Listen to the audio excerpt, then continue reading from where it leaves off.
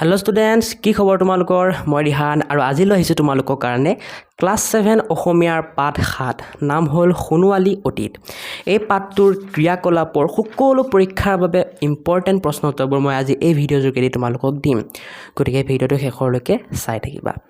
আৰু মই কৈও দিম তোমালোকৰ পৰীক্ষাত কোনবোৰ আহি থাকে বাৰে বাৰে আৰু কোনবোৰ ইমান এটা নাহে, ইম্পৰ্টেণ্ট নহয়, যাতে ইম্পৰ্টেণ্টবোৰ তোমালোকে ভালকৈ মুখস্থ কৰি পৰীক্ষাত ভাল নম্বৰ স্ক'ৰ কৰিব পাৰা।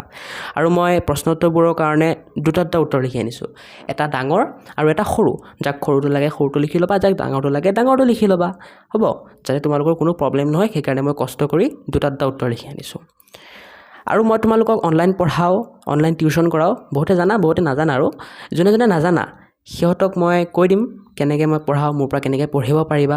আৰু মই তোমালোকক MCQ নোটছ দিওঁ, বাকী গোটেই এনেকুৱা ক্ৰিয়াকলাপৰ গোটেই কিতাপৰ নোটছ দিওঁ, অসমীয়া হওক বেলেগ ছাবজেক্টে হওক সকলো, ঠিক আছে?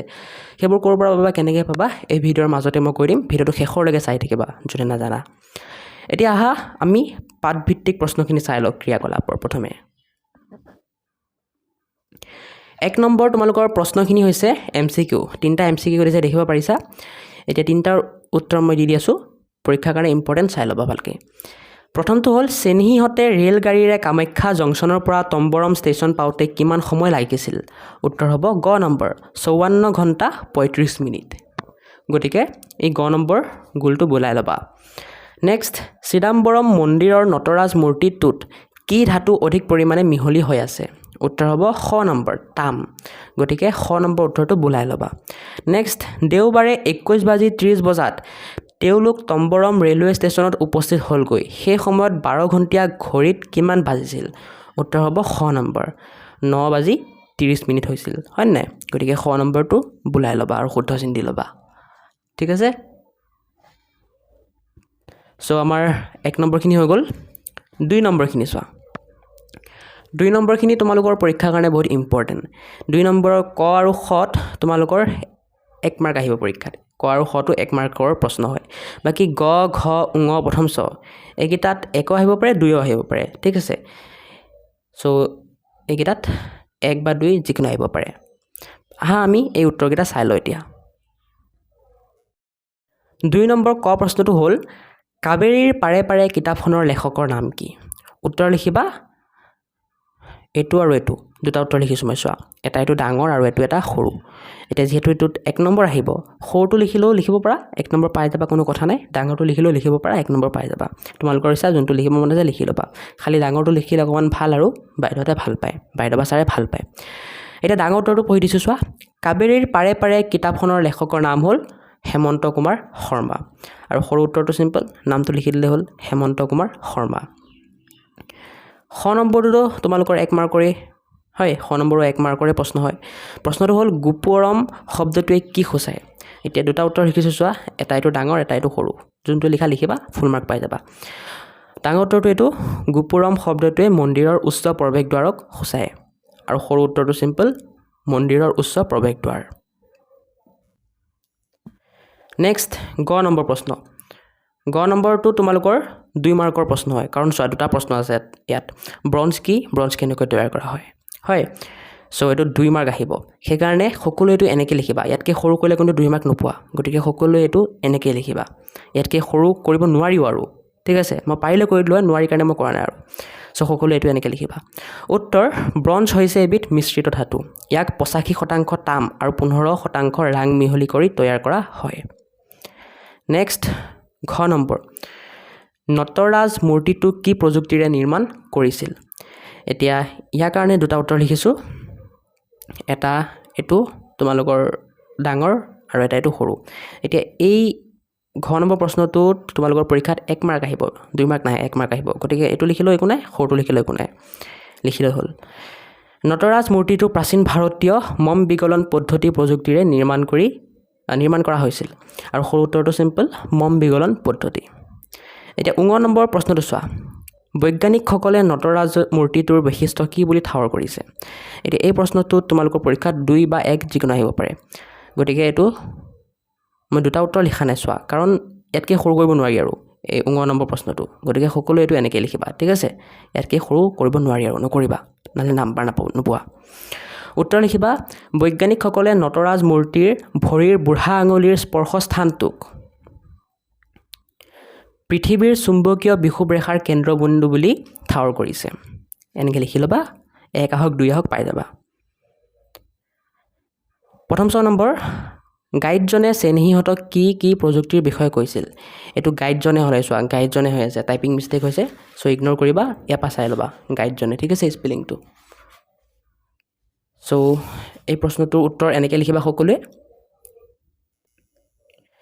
ইয়াতকৈ সৰু কৰা নাই মই উত্তৰটো কাৰণ ইয়াতকৈ সৰু কৰিলে তোমালোকে ফুল নাম্বাৰ নাপাবা ঠিক আছে ইয়াতকৈ সৰু কৰা আৰু টান মানে বহুত সকলোৱে এইটোৱে লিখিবা উত্তৰটো উত্তৰ লিখিবা গাইডজনে তেওঁলোকক দ্ৰাবিড়ীয় স্থাপত্য শৈলী ধাতু নিষ্কাশনৰ কৌশল আৰু প্ৰাচীন মম বিগলন পদ্ধতিৰ বিষয়ে কৈছিল সো এইখিনি তোমালোকৰ 1 নম্বৰ প্ৰশ্নখিনি 2 নম্বৰ প্ৰশ্নখিনি উত্তৰ আছিল এতিয়া 3 নম্বৰ প্ৰশ্ন চোৱা 3 নম্বৰ প্ৰশ্নটোত তোমালোকৰ এইটো দিছে চিদাম্বৰম মন্দিৰটোত প্ৰাচীন ভাৰতীয় জ্ঞান প্ৰণালীৰ কি দিশ ফুটি উঠিছে তাৰ বিষয়ে এটি চমুটুকা লিখা এতিয়া এই প্ৰশ্নটোত তোমালোকৰ 2 আহিব পাৰে 3 আহিব পাৰে 4 আহিব পাৰে 5 আহিব পাৰে বা 6 মাৰ্ক আহিব পাৰে মানে মিনিমাম 2 আহিব পাৰে মেক্সিমাম 6 লৈকে আহিব পাৰে গতিকে এই 3 নম্বৰ প্ৰশ্নটোৰ যি উত্তৰ আছে সেইটো অকমান ডাঙৰ হ'ব সেইকাৰণে মই এই 3 নম্বৰ প্ৰশ্নটোৰ উত্তৰ দুটা লিখিছো এটা এইটো ডাঙৰ চোৱা কিমান ডাঙৰ দেখিছা আৰু এটা এইটো সৰু কৰি দিছো অকমান যাক যোনটো লাগে লিখি ল'বা খালি যদি পৰীক্ষাত 2 বা 3 আহে তেতিয়া ডাঙৰটো লিখিলেও 2 বা 3 পাই যাবা সৰুটো লিখিলেও পাই যাবা কিন্তু 4 5 বা 6 আহিলে সৰুটো লিখিলে নাপাবও পাৰা কমপ্লিট মাৰ্কস কিন্তু ডাঙৰটো লিখিলে গ্যাৰান্টি পাই যাবা ঠিক আছে সো তোমালোকৰ ইচ্ছা এটা কোনটো কৰা কৰিবা আৰু মইতো পৰামৰ্শ দিম পাৰিলে ডাঙৰটো কৰা এতিয়া 3 নম্বৰ প্ৰশ্নটো এটো পঢ়ি দিলো মই হয় এতিয়া ডাঙৰ উত্তৰটো প্ৰথমে পঢ়ি দিবা হা উত্তৰ লিখিবা তামিলনাডুৰ চিদাম্বৰম নগৰৰ সোঁমাজত অৱস্থিত তিল্লাই নটৰাজ মন্দিৰটো প্ৰাচীন ভাৰতীয় জ্ঞান বিজ্ঞান আৰু প্ৰযুক্তিৰ এক অপূৰ্ব নিদৰ্শন খ্ৰীষ্টীয় 10ম শতিকাত চোল বংশৰ ৰজা শ্বেত বৰ্মনে নিৰ্মাণ কৰোৱা এই মন্দিৰটো দ্ৰাবিড়ীয় স্থাপত্য শৈলীৰ এক উৎকৃষ্ট স্মাৰক ইয়াত এহাতে যেনেকৈ স্থাপত্যবিদ্যা আৰু উচ্চ কাৰিকৰী বিজ্ঞানৰ প্ৰয়োগ ঘটিছে আনহাতে আধ্যাত্মিকতাৰো এক সুন্দৰ সংমিশ্ৰণ দেখা যায় মন্দিৰৰ গৰ্ভগৃহত থকা ভগৱান শিৱৰ নৃত্যৰত ৰূপ অৰ্থাৎ নটৰাজৰ ব্ৰঞ্জৰ মূৰ্তিটো প্ৰাচীন ভাৰতৰ মম বিগলন পদ্ধতিৰে গঢ়া হৈছিল যাৰ বিকল্প আজিও আৱিষ্কাৰ হোৱা নাই তাতকৈ ডাঙৰ কথা এই মূৰ্তিটোৰ ভৰিৰ বুঢ়া আঙুলিয়ে স্পৰ্শ কৰি থকা স্থানখিনিয়েই পৃথিৱীৰ চুম্বকীয় বিষুৱ ৰেখাৰ কেন্দ্ৰবিন্দু বুলি বিজ্ঞানীসকলে নিশ্চিত কৰিছে এই সকলোবোৰ দিশে প্ৰাচীন ভাৰতীয় ভৌগোলিক গাণিতিক আৰু ধাতু বিজ্ঞানৰ অসীম জ্ঞানৰ প্ৰামাণিক চিত্ৰ দাঙি ধৰে এইখিনিয়ে ডাঙৰ উত্তৰটো সৰু উত্তৰটো এইখিনি সিম্পল এই পেৰাগ্ৰাফটো উত্তৰ লিখিবা চিদাম্বৰম মন্দিৰটোত ভাৰতৰ উন্নত দ্ৰাবিড়ীয় স্থাপত্য শৈলী ধাতু বিজ্ঞান আৰু মম বিগলন পদ্ধতি ফুটি উঠিছে ইয়াৰ উপৰি মূৰ্তিটো পৃথিৱীৰ চুম্বকীয় বিষুৱ ৰেখাৰ কেন্দ্ৰবিন্দুত স্থাপন কৰি প্ৰাচীন ভাৰতীয়সকলে নিজৰ ভৌগোলিক আৰু বৈজ্ঞানিক জ্ঞানৰ পৰিচয় দিছে এতিয়া মই যিমান পাৰো সৰু কৰিবলৈ চেষ্টা কৰিলো ইয়াতকৈ আৰু পাৰিলে সৰু নকৰিবা ইয়াতকৈ সৰু কৰিলে মানে দিগদাৰ হ'ব সবে এনেকৈ লিখিবা ঠিক আছে মই যিমান পাৰো সৰু কৰি দিছো যাতে সকলো মানে কথাখিনি সোমাই যায় ভিডিওটোৰ মাজতে কৈ দিছো কেনেকৈ মোৰ পৰা অনলাইন পঢ়িব পাৰিবা ইয়াৰ কাৰণে এই ভিডিওৰ ডেসক্ৰিপচনটো খুলি ল'বা আৰু তাত থকা প্ৰথম লিংকটোত ক্লিক কৰি yourzyz assam নামৰ মোৰ ইনষ্টাগ্ৰাম একাউণ্টটো ফলো কৰি দিবা আৰু যি প্ৰশ্ন বা ডাউট থাকে তাত মোক খুদিবা মই নিশ্চয় ৰিপ্লাই দিম নেক্সট এপ লিংকটোত ক্লিক কৰি মোৰ এপ সহায়ক লাৰ্নিং হাব ডাউনলোড কৰি ল'বা আৰু সেই এপটো কেনেকৈ ডাউনলোড কৰিব লাগে কেনেকৈ ইউজ কৰিব লাগে কেনেকৈ কোৰ্স ল'ব লাগে কেনেকৈ অনলাইন টিউচন কৰিবা সকলো মই এই এপ টিউটৰিয়েল নামৰ ভিডিওটোত বুজাই দিছো ক্লিক কৰি ভিডিওটো চাই পেলাই বুজি ল'বা কোনোবাই যদি ৰিয়েলি কোৰ্স ল'বলৈ ইন্টাৰেষ্টেড আছা তেন্তে সেই কোৰ্সবোৰত মই কি পঢ়াম কি নপঢ়াম কেনেকৈ পঢ়াম কেতিয়া পঢ়াম সকলো ডিটেইলছ মই ইয়াত দি থম গৈ চাব পাৰিবা যেনে মই ইংৰাজীৰ কাৰণে কোৰ্স লঞ্চ কৰিছো আৰু তাৰ কাৰণে সেই সকলো কোৰ্সৰ ডিটেইলছৰ এটা ভিডিও বনাইছো এই ভিডিওটোত ক্লিক কৰি চাব পাৰিবা বাকিবোৰৰ কাৰণে দিয়া নাই মানে বাকিবোৰ কোৰ্স লঞ্চ কৰা নাই বাকিবোৰৰ কোৰ্স লঞ্চ কৰিলে ইয়াত ডিটেইল ভিডিওবোৰ দি দিম মই চাব পাৰিবা ঠিক আছে তোমালোকে যদি এনি প্ৰবলেম পোৱা কোৰ্স ল'বৰ কাৰণে বা এপটোত এনি প্ৰবলেম পোৱা মোক এই ইনষ্টাগ্ৰাম একাউণ্টটোত মেছেজ কৰিবা মই নিশ্চয় ৰিপ্লাই দিম আৰু তোমালোকৰ যোন ষ্টুডেণ্টে কোৰ্স ল'বা তাৰ ভিতৰত কিছুমান লাকি ষ্টুডেণ্টছক মই নিজেই ফোন কৰিম আৰু কিছুমান গিফ্ট দিম যেনে মোবাইল ফোন লেপটপ এনেকুৱা কিছুমান গিফ্ট দিম সো তোমালোকে লাকি হ'ব পাৰা গতিকে কোৰ্স লঞ্চ কৰিলে কোৰ্সখিনি ল'বা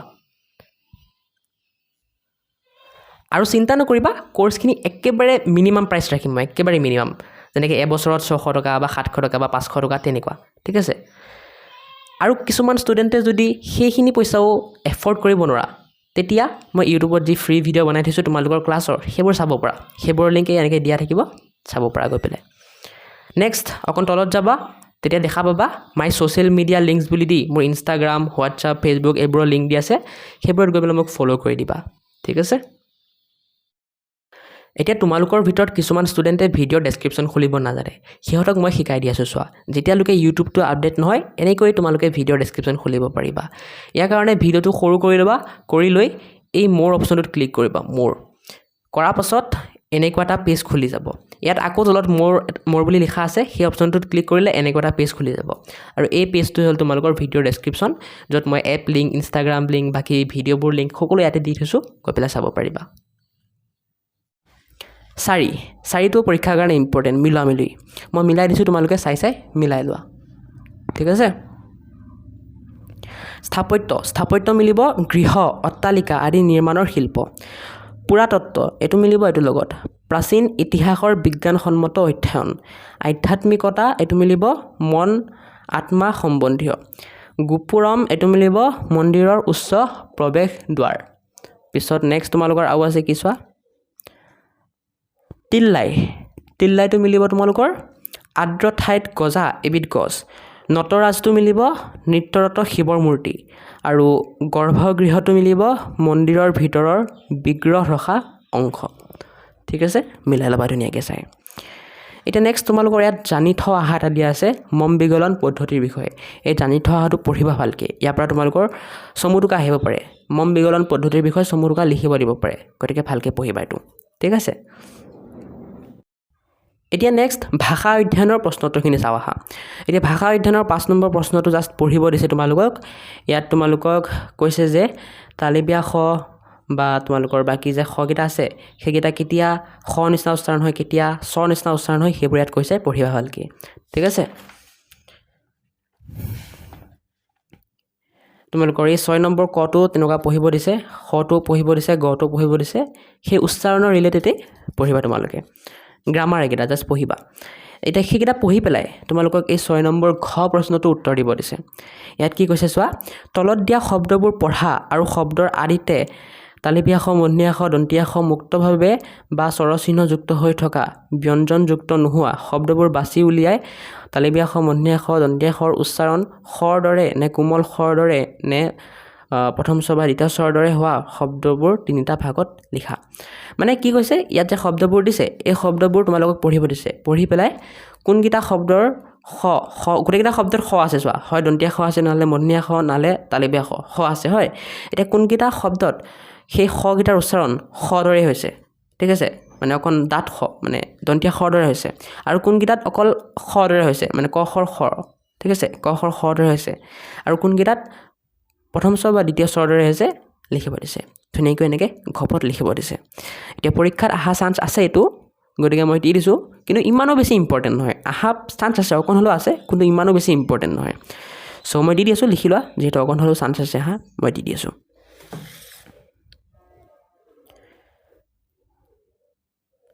5 নম্বৰ আছিল ন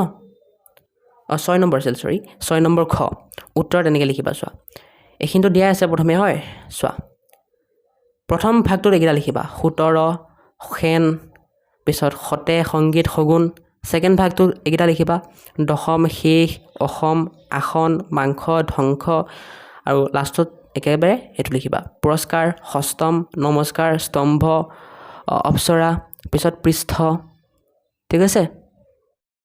এতিয়া 7 নম্বৰ ক প্ৰশ্নটো যোৱা ইয়াত তোমালোকক কৈছে এই কবিতাৰ স্তৱক দুটা পঢ়া চ' 7 নম্বৰ কটো কোনো প্ৰশ্ন নহয় জাষ্ট পঢ়িব দিছে এই কবিতাৰ স্তৱক দুটা পঢ়িবা তোমালোকে খ নম্বৰটো কি কৈছে চোৱা খ কৈছে ওপৰত দিয়া কবিতাৰ স্তৱক কেইটাত অনুপ্ৰাস অলংকাৰ কেনেকৈ ব্যৱহাৰ হৈছে লিখা মানে এই স্তৱক দুটাত অনুপ্ৰাস অলংকাৰ কেনেকৈ ব্যৱহাৰ হৈছে লিখিব দিছে এতিয়া এইটো পৰীক্ষাৰ বাবে ইমানো মষ্ট ইম্পৰ্টেণ্ট নহয় কিন্তু একেবাৰে নাহে বুলি নকওঁ আহা চান্স আছে গতিকে মই দি আছোঁ চাই লিখি লোৱা চোৱা 7 নম্বৰ খটোৰ মই দুটা উত্তৰ লিখিছোঁ প্ৰথমে এইটো ডাঙৰ উত্তৰ পিছত এইটো সৰু উত্তৰ হালধীয়া কালাৰটো যোনটো লাগে যাক লাগে লিখি ল'বা ঠিক আছে এটা যেহেতু ইম্পৰ্টেণ্ট নহয় সেইকাৰণে মই পঢ়ি পেলাই এইকেইটাত আৰু সময় নষ্ট কৰা নাই জাষ্ট তোমালোকক দেখাই দিছোঁ তোমালোকে লিখি লোৱা 7 নম্বৰ খৰ ডাঙৰ উত্তৰটো যাক লাগে এইখিনিৰ পৰা ষ্টাৰ্ট কৰি এই ঝংকাৰলৈকে লিখা পিছত এইকেইটা লাইন লিখি লোৱা এইকেইটা লাইন পিছত এই লাইনকেইটা লিখি লোৱা আৰু যাক সৰুকৈ লাগে সিহঁতে চিম্পল এনেকৈ লিখি লোৱা ঠিক আছে এইকেইটা লিখি ল'লে হ'ল এই পেৰাগ্ৰাফটো নেক্সট তোমালোকৰ 8 নম্বৰ আছে চোৱা ভাষা অধ্যয়নৰ গোটেইকেইটা শেষ জ্ঞান সম্প্ৰসাৰণ মানে এনেইতো বহুত ইম্পৰ্টেণ্ট নহয় জাষ্ট তোমালোকক জ্ঞান বৃদ্ধিৰ কাৰণে দিছে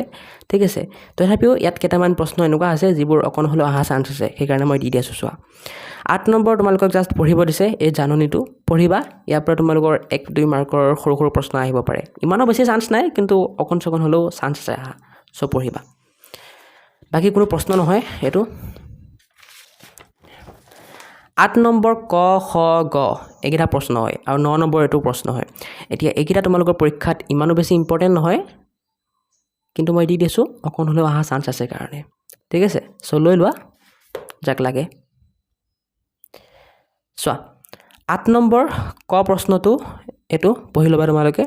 দুটা উত্তৰ লিখিছোঁ মই এটা ডাঙৰ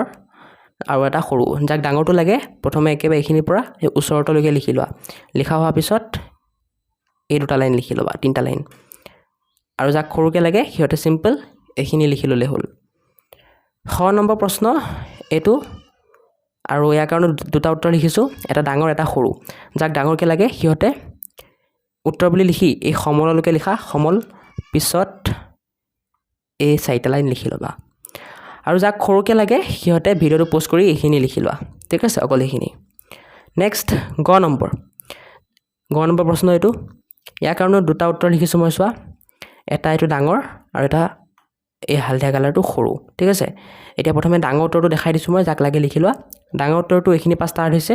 একেবাৰে সভালৈকে লিখা প্ৰথমে লিখা হোৱাৰ পিছত এই বুজাব পৰালৈ এই আৱৰ্জনালৈকে লিখি লোৱা পিছত এই দুখাৰী লিখি দিয়া হৈ যাব আৰু সৰু উত্তৰটো চিম্পল এই পেৰাগ্ৰাফটো এতিয়া 9 নম্বৰ ঠিক আছে 9 নম্বৰ চোৱা এইটো 8 নম্বৰ দিয়া আছে সৰি এইটো মিষ্টেক হৈছে 8 নম্বৰ দিয়া আছে হ'ব লাগিছিল এইটো 9 নম্বৰ এই 9 নম্বৰ প্ৰশ্নটো উত্তৰ এইটো 9 নম্বৰটো তোমালোকক কৈছে চিঠি লিখিব দিছে এখন চ' চিঠিটো মই লিখি দিছোঁ দুটা চিঠি লিখিছোঁ মই এটা তোমালোকৰ ডাঙৰ আৰু এটা সৰু যাক যোনটো লাগে লিখি ল'বা প্ৰথমে মই ডাঙৰটো দেখাই দিছোঁ পিছত সৰুটো দেখাই দিম চ' ডাঙৰ চিঠিটো উত্তৰ বুলি লিখি প্ৰথমে এনেকৈ লিখি ল'বা প্ৰাপক বা বন্ধুৰ ঠিকনা ধুনীয়াকৈ ঠিকনাটো লিখি দিবা এড্ৰেছটো লিখি দিবা যালৈ চিঠি লিখি আছে তাৰ পিছত তাৰিখটো লিখি দিবা কেতিয়া লিখি আছা পিছত ধুনীয়াকৈ কি লিখিবা সেইটো লিখি দিবা প্ৰিয় ৰাহুল বা তোমালোকৰ বন্ধুৰ নাম যিয়ে সেইটো লিখিবা লিখি পেলাই এনেকৈ ধৰা এনেকৈ মই এটা পেৰাগ্ৰাফ লিখি দিছোঁ আৰু এটা পেৰাগ্ৰাফ এনেকৈ লিখি দিছোঁ চোৱা এইখিনিৰ পৰা এইখিনিলৈকে লিখা পিছত এইখিনি লিখি লোৱা পিছত আৰু এটা পেৰাগ্ৰাফ লিখি দিছোঁ এই পেৰাগ্ৰাফটো পিছত এই দুটা লিখিছোঁ পেৰাগ্ৰাফ আৰু লাষ্টত লিখি দিছোঁ তোমাৰ মৰমৰ বন্ধু নীলম এনেকৈ লিখিব পাৰা জাষ্ট মোৰ পৰা আইডিয়া লোৱা আইডিয়া লৈ নিজে কৰা তেতিয়া বেছি ভাল হ'ব ঠিক আছে বাকী কাৰোবাক যদি সৰুকৈ লাগে মই সৰুকৈও লিখি দিছোঁ চোৱা উত্তৰ লিখিবা উত্তৰ লিখি এনেকৈ তেনেকৈ এড্ৰেছটো আৰু তাৰিখটো লিখি ল'বা পিছত প্ৰিয় ৰাহুল বা তোমালোকৰ বন্ধুৰ নাম যিয়ে লিখি ল'বা লিখি পেলাই এই পেৰাগ্ৰাফটো লিখি দিবা আশাৰ পৰালৈ ইমানলৈকে লিখা পিছত এই 3খাৰী লিখি দিবা আৰু শেষত তোমাৰ মৰমৰ বন্ধু নীলম এইখিনি লিখি ল'লেই হৈ যাব ঠিক আছে চিঠিটো মই দি দিলোঁ নেক্সট তোমালোকৰ এই প্ৰকল্পখিনি আছে প্ৰকল্পৰ 10, 11, 12 এটা প্ৰশ্ন তোমালোকৰ কাৰণে ইম্পৰ্টেণ্ট নহয় অকণো ইম্পৰ্টেণ্ট নহয় নাহেই সেইকাৰণে মই দিয়া নাই তথাপিও যদি কাৰোবাক লাগে হোমৱৰ্ক দিয়ে স্কুলৰ পৰা বা পৰীক্ষাত আহিব বুলি কয় তেতিয়া মই যে ডেছক্ৰিপশ্যনত ইনষ্টাগ্ৰাম একাউণ্টটো দি থৈছোঁ তাত গৈ পেলাই মোক মেছেজ কৰিবা মই নিশ্চয় দি দিবলৈ চেষ্টা কৰিম এনেতো নাহেই কাৰোবাৰ স্কুলত আহে যদি আৰু কিহে ক'ম খাতাৰা স্কুল হ'ব আৰু সেইটো চ' ইয়াতে আমাৰ শেষ আৰু ভিডিঅ'টো ন কাৰণ আৰু প্ৰশ্নটো নাই মই আকৌ এবাৰ কৈ দিছোঁ ইম্পৰ্টেণ্ট কোনবোৰ চোৱা 1 নম্বৰ ইম্পৰ্টেণ্ট 2 ইম্পৰ্টেণ্ট 3 ইম্পৰ্টেণ্ট ঠিক আছে 4ও ইম্পৰ্টেণ্ট আৰু এই জানি থোৱা অহাটো ইম্পৰ্টেণ্ট পিছত তোমালোকৰ বাকীবোৰ যি আছে ইমান ইম্পৰ্টেণ্ট নহয় ঠিক আছে অকল সেইকেইটা ইম্পৰ্টেণ্ট আছিল বাকীবোৰ ইমান ইম্পৰ্টেণ্ট নহয় চ' আশা কৰোঁ বুজি পালা বাকী নেক্সট পাৰ্ট 8 ৰূপান্তৰ এই পাৰ্টটোৰ যদি ভিডিঅ' লাগে মোক কমেণ্ট কৰা যিমান বেছি কমেণ্ট আহিব সিমান সোনকালে মই এই পাৰ্টটোৰ ওপৰত ভিডিঅ' বনাবলৈ চেষ্টা কৰিম আৰু আজিৰ কাৰণে এইখিনিয়ে ন ভিডিঅ'টো ভাল লাগিলে ভিডিঅ'টো লাইক কৰি চেনেলটো ছাবস্ক্ৰাইব কৰি দিবা আৰু যদি আছে এটা কমেণ্ট কৰি দিবা যদি ভাল লগা নাই কিয় ভাল লগা নাই কৈ দিবা মোক সেইটো মই নিশ্চয় বেলেগ ভিডিঅ'ৰ পৰা সেই ভুলটো শুধৰাবলৈ চেষ্টা কৰিম চ' বাই বাই এনেকৈ পঢ়ি থাকা আৰু